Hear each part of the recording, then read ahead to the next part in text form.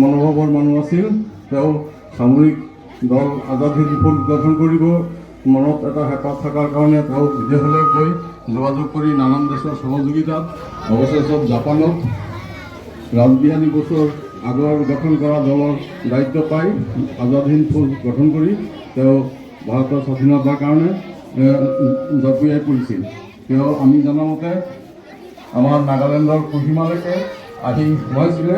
তেতিয়া ব্ৰিটিছসকলে ভয়ত শান্ত হৈছিলে আৰু ভাৰত ছাড়া এটা মন গঢ়িছিলে আৰু তাৰে পৰিণতি হিচাপে ভাৰত আমাক তেওঁ চেষ্টাতে স্বাধীন হোৱা বুলি ক'ব লাগিব। তেতিয়া আমাৰ 15 আগষ্ট 1947 চনত ব্ৰিটিছে আমাৰ দেশৰ দায়িত্ব তেতিয়া নেতাসকলৰ হাতত দি তেতিয়া গৈছিল। তেতিয়াৰ পৰা আমি স্বাধীন ভাৰত হিচাপে আছোঁ। ধন্যবাদ।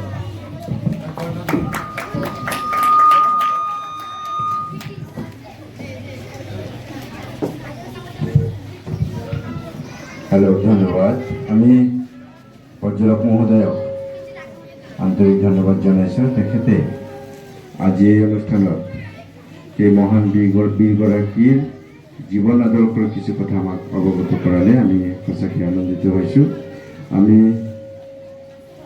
আজি বিশেষভাৱে আমন্ত্ৰণ কৰি অনা শ্ৰদ্ধাৰ ধিং চক্ৰবৰ্তী মহোদয়ক বক্তব্য ৰাখিবৰ কাৰণে অনুৰোধ জনাইছোঁ।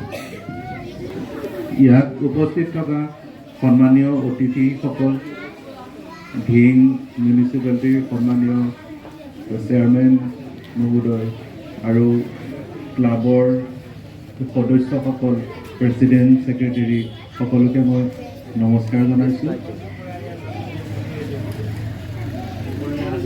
ভাৰতৰ স্বাধীনতা সংগ্ৰামৰ অন্যতম উল্লেখযোগ্য ব্যক্তি নেতাজী সুভাষ চন্দ্ৰ বসুৰ বিষয়ে কোৱাটো মোৰ বাবে এক বহুত ডাঙৰ গৌৰৱৰ কথা। এজন প্ৰকৃত দেশপ্ৰেমিক আৰু বিপ্লৱী নেতাজীৰ ভাৰতৰ স্বাধীনতাৰ প্ৰতি অৱদান অবিস্মৰণীয় আৰু তেওঁৰ আজিও লাখ লাখ কোটি কোটি মানুহক তেওঁৰ কৰা কামৰ দ্বাৰা অনুপ্ৰাণিত কৰি আহিছে। 1897 চনৰ 23 জানুৱাৰী